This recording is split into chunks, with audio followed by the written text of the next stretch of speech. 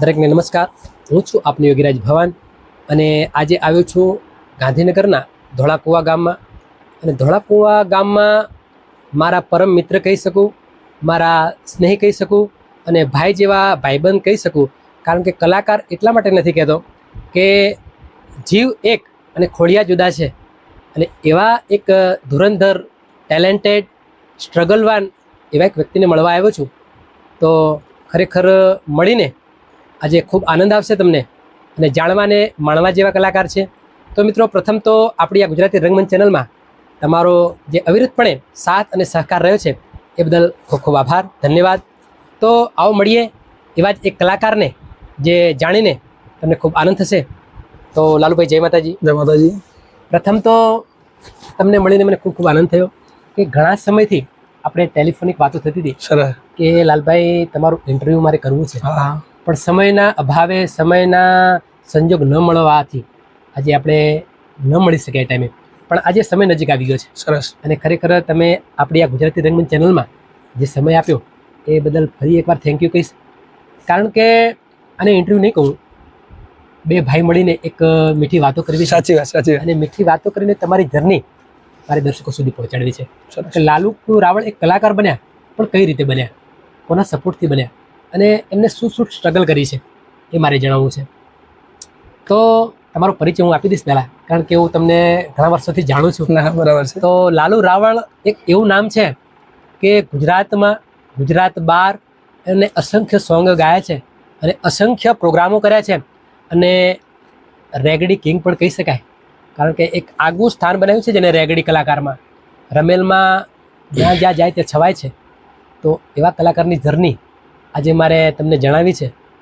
તો લાલુ રાવળ એક નામ તમે બનાવ્યું છે, તો એના પાછળ ઘણું બધું તમે જોયું છે, ઘણું બધું જાણ્યું છે અને ઘણા બધા લોકોને મળ્યા છો. તો મારો પ્રથમ સવાલ હવે તમને કરીશ કે લાલુભાઈ, પ્રથમવાર આ વિચાર કઈ રીતે આવ્યો? હવે મારો વિચાર પહેલા તો તમારા રંગમંચ ચેનલમાં દરેકને મારા લાલુ રાવળના જય માતાજી. ખૂબ ખૂબ આભાર. અને ભવનભાઈ, કે મારો પહેલેથી એક હોબી, મતલબ કે શોખ તો મને પહેલેથી જ હતો કે ગાવું તો છે જ. ગાવા માટે ઘણી બધી સ્ટ્રગલ કરવી પડે એ બી સત્ય છે. કેમ કે માઇક પકડીને તરત બીજા દિવસથી કલાકાર બની જવું એ પણ શક્ય નથી. સંગીત લાઈન એક સ્ટ્રગલ વાળી લાઈન છે. સ્ટ્રગલ વાળી લાઈન છે. એમાં ઘણી બધી પ્રોસેસ કરવી પડતી હોય છે, ઘણું બધું જાણવું પડતું હોય છે, પછી એના સ્ટેજ પર પહોંચે છે. આમાં સૌ પ્રથમ તો જ્યારે હું અભ્યાસક્રમ કરતો હતો ત્યારથી જ મને શોખ. હું સ્કૂલમાં નાના મોટા કાર્યક્રમો હોય તો હું ગેરહાજર હોય તો બી અમારા સર હોય કે બીજા વિદ્યાર્થી મિત્રો અમારા હોય, એ બધા પહેલેથી મારો અવાજ સારો હતો, મને પ્રાર્થનામાં બી ગવડાવે અને બીજા નાના મોટી સ્પર્ધાઓમાં બી સમય મળે. એટલે હું ગેરહાજર હોય તો બી એ સ્પર્ધા કઈ બી રાખી હોય તો મારું નામ લખાવી દે, લાલુભાઈનું નામ લખી દેજો. કેમ કે સક્સેસ જ છે એમને એવો વિશ્વાસ અને ટીચરો પણ એવો વિશ્વાસ. તો પ્રથમ તો પહેલાં મારું ગાવાનો મને પોતાને શોખ હતો. શોખ તો હતો જ, પણ માર્કેટમાં કંઈક આગવી ઓળખ બનાવી છે એ બી મારો મોટો ઓળખાણ હતી. કેમ કે ગાય તો દુનિયા ગાય છે, ઘણા બધા કલાકારો ગાય છે, પણ ગઈને કંઈક નામ કરવું છે અને આપણા માતા પિતાનું, આપણા ગામનું કંઈક નામ રોશન કરવાની એક મારી દિલથી મારી પોતાની કે જે કંઈક કરવું છે. એટલે મેં ધીરે ધીરે સ્ટ્રગલ રાખી. નાના મોટા સ્કૂલમાં આવી રીતે પ્રાર્થનામાં ગાવા મળે, એમ કરતાં કરતાં ધીરે ધીરે શરૂઆત પહોંચી મારી. તો એક મિત્ર મારા ગાંધીનગરના ન્યૂ ગણેશ મ્યુઝિકલ બેન્ડ, જે કાળુભાઈ નાયક, એ મારા સૌ પ્રથમ જેને મને માઇક હાથમાં આપ્યું હોય તો ત્યાંથી શરૂઆત મારી પ્રથમ.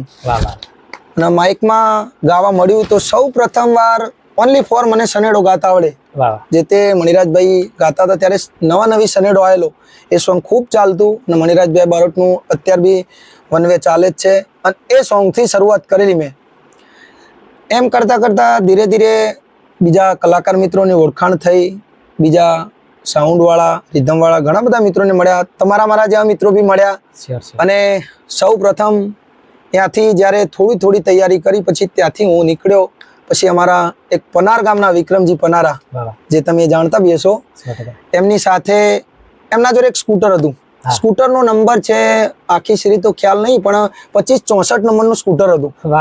જે અમે બંને નીકળતા અને વિક્રમભાઈ શું ગાતા એ હું જોતો, અને એમનાથી થોડું થોડું થોડું લઈને અત્યારે થોડું ઘણું ક્યાંક સાહિત્ય બોલવાની જરૂર પડે તો જે 2-4 શબ્દો આવડે એ બી બોલી લઉં. તો મારા પ્રથમ ગુરુ એક વિક્રમસિંહ પનારા, કે જેને મને સાથે લઈ ગયા અને એમનાથી મેં ઘણું બધું શીખ્યું.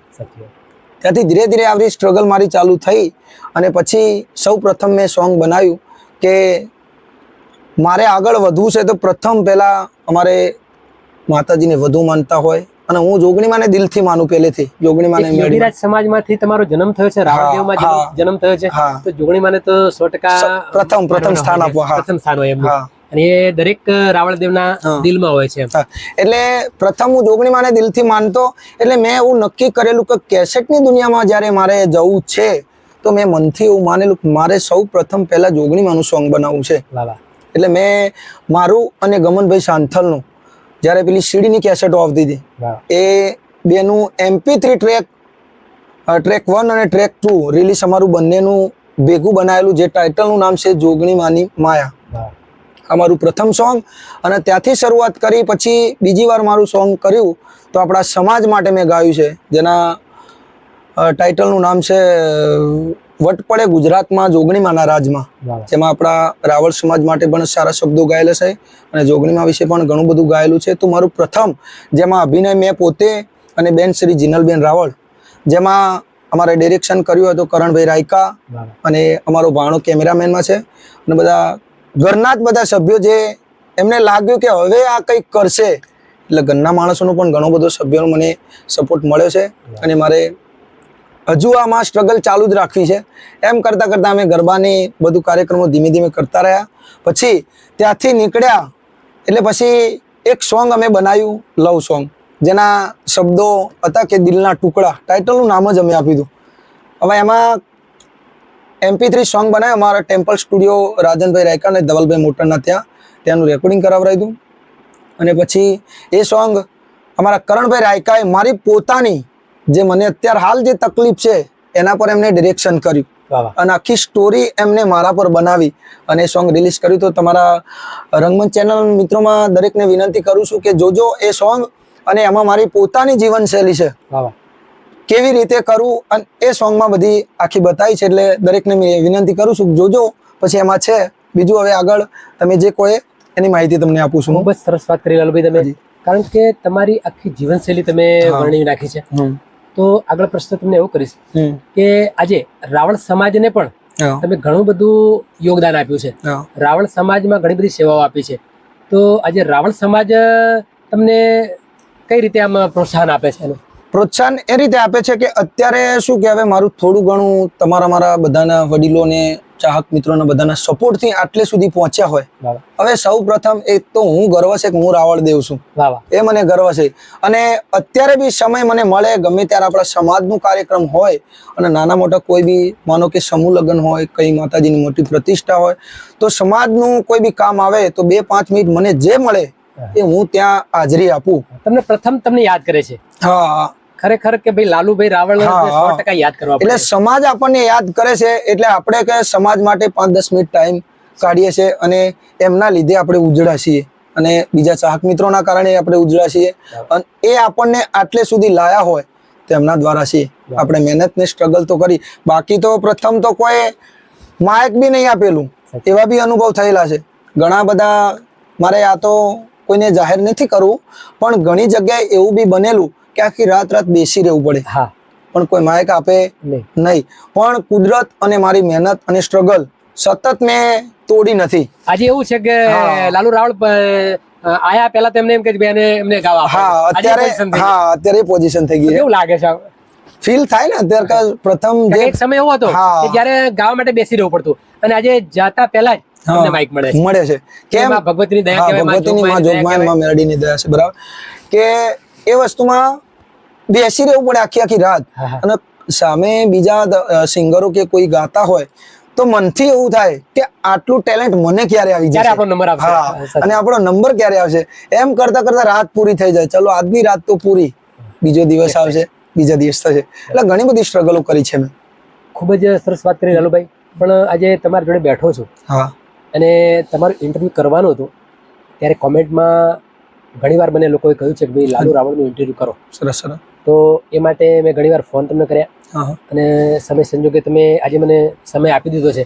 તો મારા દર્શકોએ કહ્યું છે કે લાલુ રાવળ જોડે જે તમે વાત તો કરજો, હા પણ એની સાથે સાથે એમની ગાયકી સરસ. એ અમારે સાંભળવી છે. અચ્છા. તો લાલુ રાવળ જોડે એક સરસ મજાનો ગરબો, હા માં જોગણીમાંનો ગરબો આપણે સાંભળવો છે અને જોગમાં એના ગરબાથી સ્ટાર્ટ કરવું છે. સરસ કારણ સરસ. કે શરૂઆત તમે ત્યાંથી કરી છે અને આજે ઇન્ટરવ્યુમાં પણ શરૂઆત આપણે જોગણીમાંના ગરબાથી કરવી છે. તો એક સરસ મજાની 2 લાઈન મારા દર્શકોને સંભળાવી છે. બરાબર છે. તો દર્શક મિત્રોને હું સંભળાવું છું અને ખાસ કે અવાજ સાંભળવો છે તો મારું પોતાનું જ સોંગ છે જે જોગણીમાંનું, એ જ સોંગથી શરૂઆત કરું છું. ત્યારે 100%. ઓ વટ પડે ગુજરાતમાં મારી જોગણીમાંના રાજમાં, વાહ વાહ. વટ પડે ગુજરાતમાં મારી જોગણીમાંના રાજમાં. એ રાવણ દેવતાને પૂજે માડી ડાકલા તારા વાગતા, રાવણ દેવતાને પૂજે માડી ડાકલા તારા વાગતા, વટ પડે ગુજરાતમાં મારી જોગણીમાંના રાજમાં. વાહ વાહ વાહ વાહ. તમારું કારણ કે તમે આ શબ્દો હા વટ પડે ગુજરાતમાં મારે જોગણીમાંના નામના, તો આજે એ શબ્દો સાંભળીને કદાચ જોગણીમાંએ તમારો હા, પણ વટ right, વટ right. પાડી દીધો છે આજે. હા. અને ગામે ગામે ગુજરાત આખામાં ખરેખર લાલુ રાવળ એક નામ છવાઈ ગયું છે. હવે થોડીક આપણે એક પાછળની જર્નીમાં તમારે જોવું છે હાજી. કે લાલુ રાવળ કલાકાર નહોતા. હમ જ્યારે કલાકારમાં ઇન્વોલ્વ થવાની એમની તૈયારી હતી, હમ. તો ત્યારે તમે કોઈ એવા અનુભવ તમને થયા હોય હમ. ખરેખર જે હજુ પણ યાદ હોય, હા. એવો કોઈક અનુભવ હોય તમને? મારો પ્રથમ અનુભવ તો એ છે કે જે તે સમયે હું ધીરે આમ વધવાની તૈયારી થઈ રહી હતી. વાહ વાહ. તૈયારી તો થઈ જ રહી હતી, એ બી મને ખબર છે કે હું મહેનત સ્ટ્રગલ કરી બી છે, પણ ઘણી બધી ઠોકરો બી વાગી છે. વાહ વાહ. અને એ ઠોકરો વાગવા છતાં મેં પગ પાછા પાડ્યા નથી. 100%. કે આજ એક ઠોકર વાગી તો મેં એવું માન્યું કે આ ઠોકર કંઈક શીખવાડે છે આપણને, શ્યોર શ્યોર. એટલે વાગી છે. વાહ વાહ. એના પ્રત્યે કોઈ ખોટું લગાડ્યું નહીં. એ ઠોકર શેના માટે છે એના પર ધ્યાન દોર્યું અને એમાંથી જ મને કંઈક શીખવા મળ્યું અને એને ક્રોસ કરી ત્યારે અત્યારે આટલે સુધી પહોંચ્યો છું. 100% કહીશ, કારણ કે એ તમારા વિચારો હા અને એ તમારી વિચારસરણી કદાચ તમને અહીંયા પહોંચાડે હા તમને. હા. અને કારણ કે માણસને થોડી ઘણી મુસીબત ન આવે હમ. અથવા કોઈ પણ વસ્તુમાં કંઈક હાર્ડલી ફીલ ન થાય હા ત્યાં સુધી એ રસ્તો એમને મળતો નથી. હાજી. પણ એક સરસ મજાનું, કારણ કે રેગડી કિંગ તમને કયા છે હા, હા. અને તમે છો, હા તો એક સરસ મજાનું હાલરિયું, કશું અને વાંધો એવું હાલરિયું હમ. કે જે લોકો તમને ખૂબ જ એમાં બિરદાવતા હોય, હા. લોકોને ખૂબ જ ગમ્યું હોય અને તમને પણ ગમતું હોય, હા, હા. એવું સરસ મજાનું હાલરિયું મારા દર્શકોને સંભળાવવું છે. તો અત્યાર સુધી તો ગરબા, લગ્ન ગીત, ભજન, લાઈવ ડીજે બધું બહુ કરીશ, પણ છેલ્લા 4 વર્ષથી મારું સારી એવી નામના મળી ગઈ હોય તો એક આ રમેણમાંથી 100%. કહું. કેમ કે અત્યારે આપણા સમાજમાં બીજા બધા ઘણા બધા કલાકારો છે, પણ આજે માતાજીના લીલુડા માંડવા હોય એ બધા માંડવામાં એમાં મને સારી નામના મળી હોય તો આ રેગડી કિંગ થઈ ગયા. વાહ વાહ. આજે માતાજીના આલાપ છે, હાલરિયા છે, આ બધામાંથી મને ઘણી પ્રોત્સાહન મળ્યું છે. અને અત્યાર બી આપણું સમાજ સ્વીકારે છે અને બીજા ચાહક મિત્રો દરેક કાસ્ટ સ્વીકારે છે. મહત્વ 18 વર્ણ તમને આજે ચાહે છે. તો તમે જે કહો છો એના માટે 2 લાઈન તમારા માટે ગાવી છે. ત્યારે એ જેણી જેણી જાલરી વાગતી, વાહ વાહ. એ જેણી જેણી જાલરી વાગતી, એ મારી જુગ પેલા જોગણી જાગતી રે, એ જેણી જેણી જાલરી વાગતી, હા, એ બોલ. જુગ પેલાની જોગણી જાગતી માં. તો આવા બધા ઘણા છે. બીજા બી ઘણા બધા આપણે હાલરિયા ને એવું બધું ગાયું છે.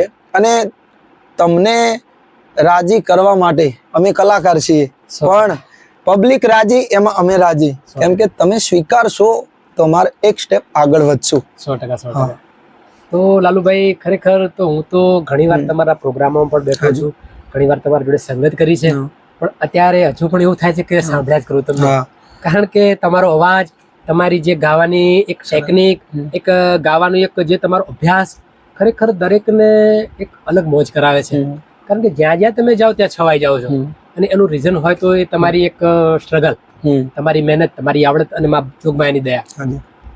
તો લાલુભાઈ, મારે હવે મારે સાંભળવું છે, હા હા.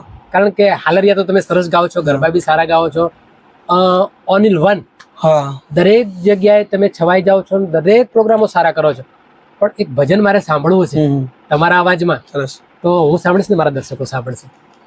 તો ભજન સંભળાવું તમને કે ગાવું, બધું ગાવું, સંગીતમાં તો બધું આવવાનું જ છે, 100% એટલે જેને જે સાંભળવું હોય એ પીરસવું બી પડે. 100%. હા, એટલે તમે કીધું છે તો તમારા માટે એક ભજન. ઓ એ રણુજા વાળો મારા કલેજાની કોર, આ હિંદવો પીર મારા કલેજાની કોર, એ લીલી દજાયું માથે બોલે ઝીણા મોર, બોલે ઝીણા મોર. રણુજા વાળો બાપો, રણુજા વાળો, એ પોકરણ વાળો મારા કલેજાની કોર, હિંદવો પીર મારા કલેજાની કોર, એ લીલી દજાયું માથે બોલે ઝીણા મોર, બોલે ઝીણા મોર. ખૂબ સરસ, વાહ વાહ વાહ, મોજ કરે ખરેખર. તો લાલુભાઈ, જેમ તમે કહ્યું કે વિક્રમભાઈ પનારાને તમે સ્કૂટર લઈને ફરતા હતા, હા, પણ આજે માં ભગવતીની દયાથી આજે ખરેખર તમને દરેક સુવિધા મળી છે અને માં ભગવતીની દયા થઈ છે. તો આ એક એનો પાળ છે હા, અને તમારી જોડે જોડે મહેનત. તો હું એમ કહું છું કે શરૂઆતમાં જ્યારે તમારા જોડે કોઈ વિકલ્પ નહોતું, હા, જ્યારે કોઈ સગવડ નહોતી, છતાં પણ તમે આમાં એક ધારા એમાં જોડાયા રહ્યા. હા, તો લાલુભાઈ, આજે એ તમારી મહેનત રંગ લાવી છે. જો કોઈ એમ કહેતું હોય કે ભાઈ લાલુ રાવળ એ આજે કલાકાર બની ગયા, પણ એનું રહસ્ય, હા, એનું રહસ્ય તમારી સ્ટ્રગલ છે.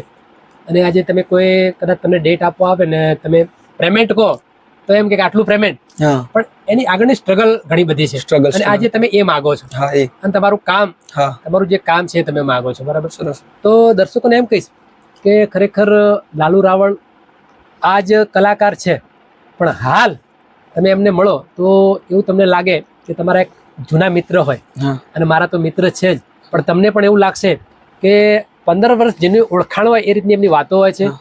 તો હું એમ તો નહીં કહું કે તમે તમારા પ્રોગ્રામમાં ઇન્વોલ્વ કરજો, કારણ કે એમનું કામ બોલે છે. અને ઘણી જગ્યાએ એમને એવા કામ કર્યા છે કે એમને ખરેખર લોકોએ ખૂબ જ બિરદાવ્યા છે. પણ એમને એમ કહીશ કે માં ભગવતી હજુ પણ એમની ઉત્તરોત્તર પ્રગતિ કરાવે અને ગુજરાત બહાર, ગુજરાતના ગામડે ગામડે, દેશ વિદેશમાં એમની નામના થાય એવું માં ભગવતીને પ્રાર્થના કરીશ. અને બીજું કે લાલુ રાવણને છેલ્લો પ્રશ્ન કરીશું કે તમે દર્શકોને શું સંદેશો આપશો? દર્શક મિત્રોને તો સંદેશો એવો આપું છું કે જેવો મને સપોર્ટ કરો છો, વાહ વાહ, જેવો મને સપોર્ટ કરો છો, હવે ભવનભાઈ રાવળ અને હું બી લાલુ રાવળ, એટલે અમે બંને ભાઈ જેવા છીએ. વાહ વાહ, મોજ. આ દર્શક મિત્રોને જણાવવા કે આ કેવી રીતે કઈ સ્ટ્રગલ કરીને ક્યાંથી ક્યાં પહોંચ્યા છે એ તો બધાને અમે તો બે ભાઈઓ છે પોતપોતાની, તો જાણીએ છીએ, પણ તમે જાણો છો જેવી રીતે તમે મારી ચેનલને સબસ્ક્રાઇબ કરો છો, જેવા મારા સોંગને લાઈક કરો છો, તો મને જેવો સપોર્ટ કરો છો એવો દિલથી હું તમને વિનંતી કરું છું કે ભવનભાઈની ચેનલને પણ સપોર્ટ કરતા રહેજો. અને ટૂંક સમયમાં સારા એવા કાર્યક્રમો અને સારા એવા ફંક્શનો કરવા માટે અમારે ભવનભાઈ જઈ રહ્યા છે. તો હું દિલથી આવવાનો છું, તો તમે પણ આવજો. એની જે ડેટ નક્કી થાય એ પ્રમાણે દરેકને પધારવા માટે વિનંતી કરજો. આ ચેનલને અમારા ભવનભાઈની રંગમંચ ચેનલ, તમારી ચેનલનું નામ ભવનભાઈ તમે એકવાર બોલશો એટલે દર્શક મિત્રોને ખબર પડે. આપણી આ ગુજરાતી રંગમંચ ચેનલમાં આજે લાલુભાઈ રાવળ જે પધાર્યા છે અને એમને જે કહ્યું એવું ખરેખર 100% હું કરવાનો છું અને દરેક કલાકારોને એમાં ઇન્વોલ્વ કરવાનો છું. તો જેમ લાલુભાઈએ કહ્યું એમ ખરેખર એમાં તમે જેમ ઇન્વોલ્વ થયા છો તો સદા ઇન્વોલ્વ થતા રહેજો. અને મારું બીજું કહેવાનું કે અમારા બીજા વિડીયો આવે ત્યાં સુધી લાલુ રાવળ અને ભવાની યોગીરાજના દરેકને જય માતાજી. જય માતાજી.